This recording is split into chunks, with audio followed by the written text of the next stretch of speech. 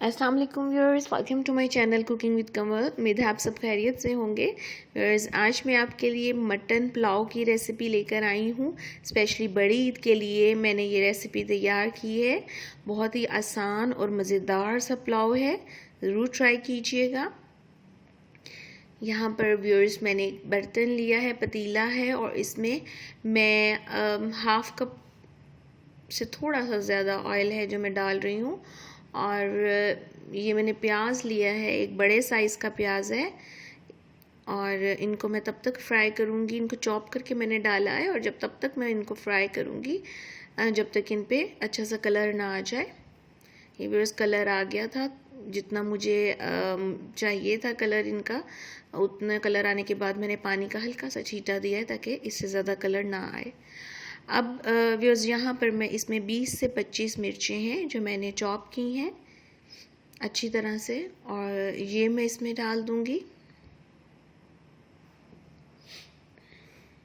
टमाटर है एक बड़े साइज़ का।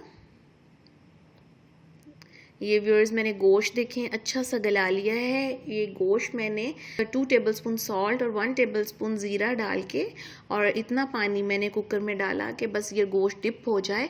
और फिर मैंने 20 मिनट सीटी चलने के बाद टाइम मैंने उसका नोट किया। 20 मिनट मैंने सीटी चलाई और ये बहुत अच्छे से गल गया है। डिपेंड करता है आप के पास जो गोश्त है वो कितने टाइम में गलता है, क्योंकि हर गोश्त की टाइमिंग जो है वो डिफरेंट होती है। ये मैं इसमें डाल दूंगी। 1 किलो गोश्त है। सॉल्ट डालूंगी यहाँ पर 3 टेबलस्पून। 2 टेबलस्पून मैंने यखनी में डाले दो गोश्त को गलाते हुए, और 3 टेबलस्पून मैं यहाँ पर डाल रही हूँ आधा किलो चावलों के ये हिसाब से मसालों की क्वांटिटी है। 1 टीस्पून मैं गरम मसाला डाल चुकी हूँ, और हाफ़ टी-स्पून हल्दी पाउडर। 1 प्याली दही डाल दूंगी मैं, और मैं दही डाल के मिक्स कर चुकी हूँ।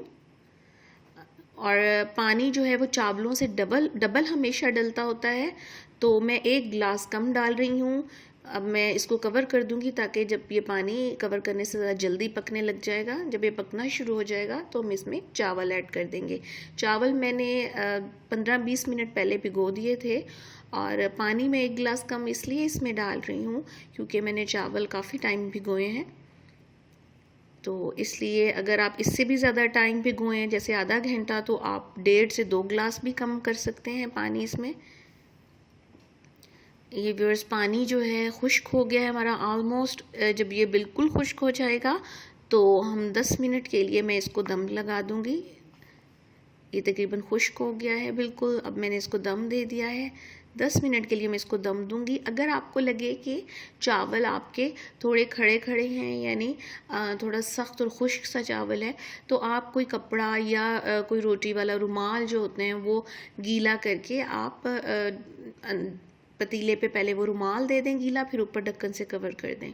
और अगर आपको लगे कि ये ज़्यादा नमी है, इसमें ज़्यादा पानी है, गीलापन फील हो, तो आप खुश्क रुमाल इस तरीके से रख दें या अखबार रख दें, वो नमी चूस लेगी चावलों की।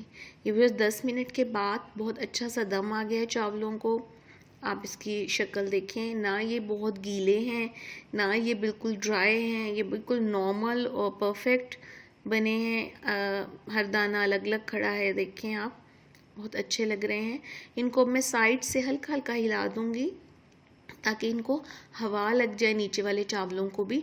अदरवाइज़ क्या होगा, अगर मैं ऐसे ही छोड़ दूंगी तो नीचे वाले चावल एक्स्ट्रा उनको दम आ जाएगा और गुठलियाँ बन जाएंगी चावलों की। हल्के हाथों से आहिस्ता से हिलाना है इनको। ये व्यूअर्स मैं डिश आउट कर चुकी हूँ चावल।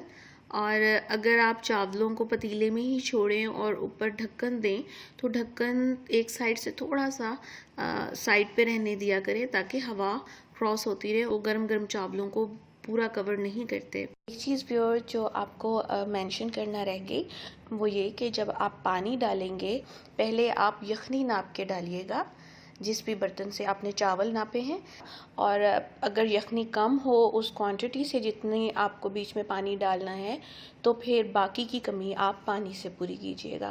अगर चैनल पर नए हैं तो सब्सक्राइब करना ना भूलिएगा, और इसके साथ एक बेल होगा मेरी मज़ीद आने वाली नई वीडियोज़ की नोटिफिकेशन के लिए, उस बेल को ज़रूर हिट कर दीजिएगा इसके साथ मुझे इजाज़त दें। अपनी दुआओं में बहुत याद रखिएगा, अपना बहुत सा ख्याल रखिएगा। अल्लाह हाफ़िज़।